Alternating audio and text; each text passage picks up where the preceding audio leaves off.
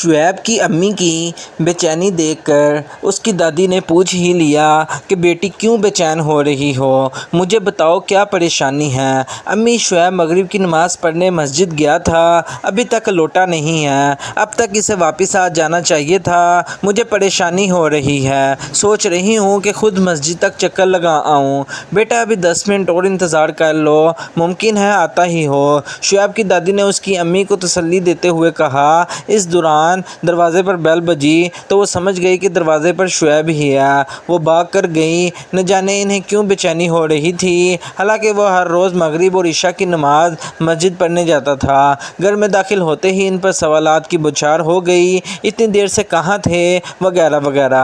ماما، مغرب کی نماز کے بعد مولوی صاحب اور دوسرے کئی لوگ مسجد کی چھت پر ربیع الاول کا چاند دیکھنے چلے گئے تھے، میں بھی ان کے ساتھ ہو لیا۔ چاند دیکھ کر سب نے دعا مانگی اور پھر میں گھر کو واپس آ گیا۔ مجھے 15-20 منٹ زیادہ لگے ہیں، آپ ایسے ہی پریشان ہو رہی تھیں۔ ہاں، تم ٹھیک کہہ رہے ہو، دراصل میں بھی بھول گئی تھی کہ آج ربیع الاول کا چاند نکلے گا، میں بھی چھت پر جا کر ابھی چاند دیکھتی ہوں۔ نہیں ماما، اب چاند نہیں ہے، جب ہم لوگ چاند دیکھ رہے تھے تو وہ اسی وقت غروب ہو گیا تھا۔ اچھا، چلو میں دعا تو کر لوں۔ دراصل ربیع الاول کا مہینہ وہ مہینہ ہے جس میں نبی کریم صلی اللہ علیہ وآلہ وسلم کی ولادت ہوئی تھی۔ اسی دوران ان کی دادی بھی ان کے پاس پہنچ گئی، وہ ان کی ساری گفتگو سن چکی تھی۔ دونوں خواتین نے وہیں قبلہ رخ کھڑے ہو کر دعا کے لیے ہاتھ اٹھا دیے۔ شعیب نے بھی رسماً ہاتھ اٹھا دیے اور آمین کہتا رہا۔ دعا کے بعد منہ پر ہاتھ پھیرتے ہوئے اس کی دادی گویا ہوئیں، بیٹا شعیب، تمہیں یہ معلوم ہے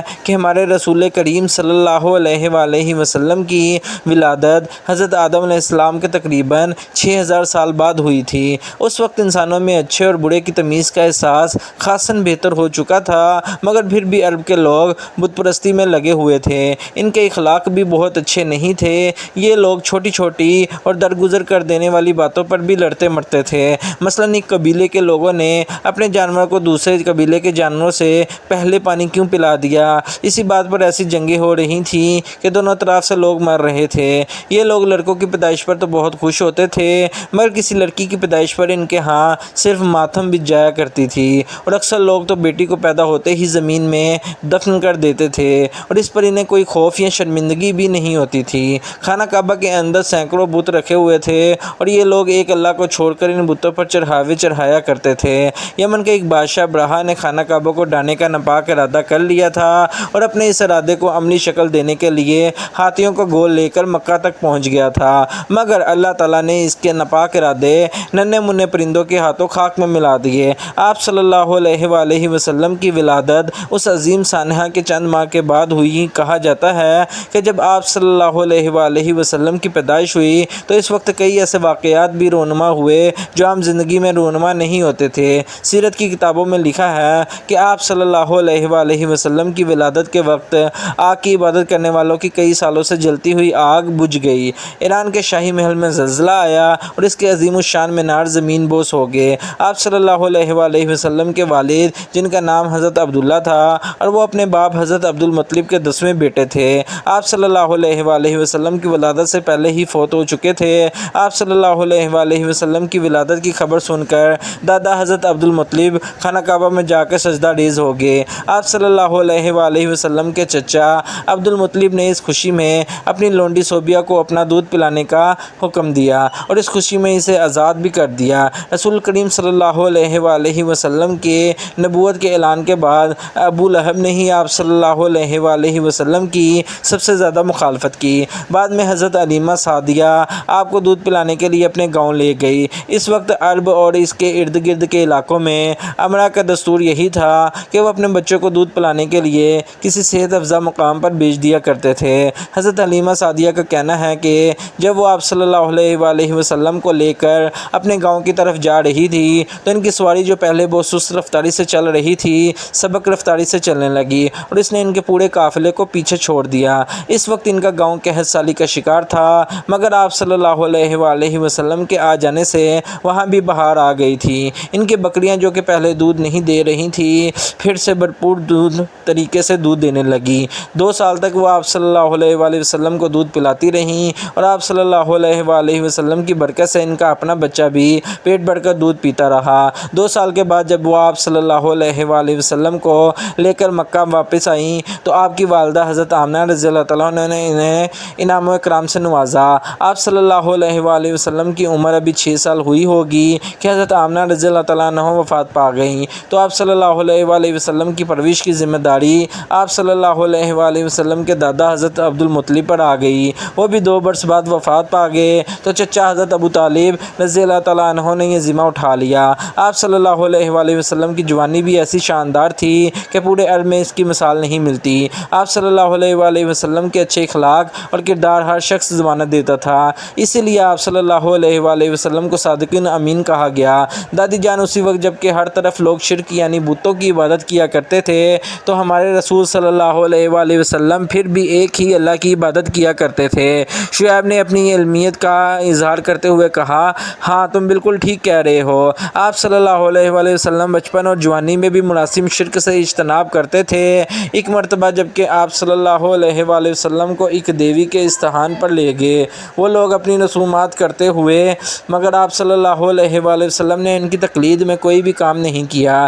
رضاعت کے دور میں آپ صلی اللہ علیہ وآلہ وسلم اپنے رضاعی بہن بھائیوں کے ساتھ بنو سعد کے قبیلے میں بکریاں چرانے چلے جاتے تھے۔ رضاعت کے بعد جب آپ صلی اللہ علیہ وآلہ وسلم اپنے دادا کے گھر آ گئے تو اپنے ہم عمر کزن کے ساتھ چلے جایا کرتے تھے۔ آپ صلی اللہ علیہ وآلہ وسلم جب کھانا کھانے کے لیے بیٹھتے تو بسم اللہ پڑھ کے شروع کرتے اور کھانا ختم کرنے کے بعد الحمدللہ کہتے۔ آپ صلی اللہ علیہ وآلہ وسلم بچپن سے ہی بہت قناعت پسند تھے۔ جب آپ صلی اللہ علیہ وسلم حضرت ابو طالب رضی اللہ عنہ کے گھر شریک بعام ہوتے تو سب کے پیٹ بھر جاتے، اس لیے انہوں نے اپنے بیٹوں کو تاکید کر دی تھی کہ جب بھی کھانا کھانے بیٹھو تو اپنے بھائی محمد صلی اللہ علیہ وآلہ وسلم کو ضرور شریک کر لیا کرو۔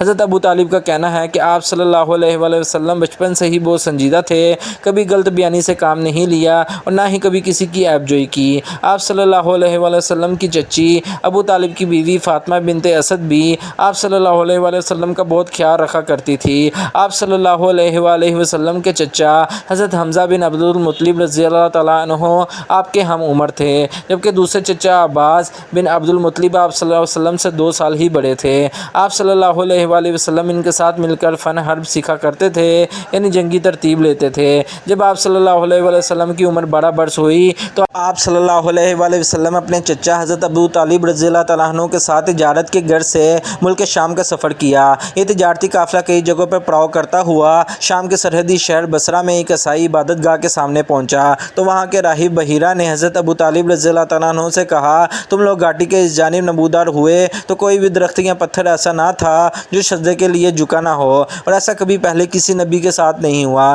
بعد ازاں بحیرہ نے آپ صلی اللہ علیہ وآلہ وسلم کے دونوں مونڈوں کے درمیان مہر نبوت کو دیکھا اور اسے بوسہ دیا اور کہا کہ اس بچے کو یہودیوں سے بچا کر رکھنا کیونکہ وہ انہیں نقصان پہنچا سکتے ہیں۔ اس پر حضرت ابو طالب رضی اللہ تعالیٰ عنہ نے آپ صلی اللہ علیہ وآلہ وسلم کو اپنے غلاموں کے ساتھ واپس مکہ بھجوا دیا۔ دادی جان آپ کے پاس تو بہت سی معلومات ہیں، میرا خیال ہے کہ آپ کو عید میلاد النبی کے حوالے سے ایک لیکچر دینا چاہیے جس میں بڑوں کے علاوہ بچے بھی شامل ہوں۔ تم نے بالکل صحیح کہا شعیب کی امی بولی، آپ کے ابا آ جائیں تو ہم اس کے حوالے سے پروگرام بناتے ہیں۔ میرا خیال ہے کہ عید میلاد النبی سے پہلے آنے والی رات کو عشاء کی نماز کے بعد ہم لوگ گھر پر ہی رشتہ داروں اور ملنے جلنے والوں کی دعوت کرتے ہیں، سب لوگ مل کر قرآن خوانی کریں گے، رسول اللہ صلی اللہ علیہ وآلہ وسلم کی ولادت کی خوشی میں نعتیں پڑھیں گے اور آپ کی دادی کی اچھی اچھی باتیں بھی سنیں گے۔ اس رات میں ہم لوگ جو لغویات کرتے ہیں ہم اس سے ہر ممکن طریقے سے بچنے کی کوشش کریں گے۔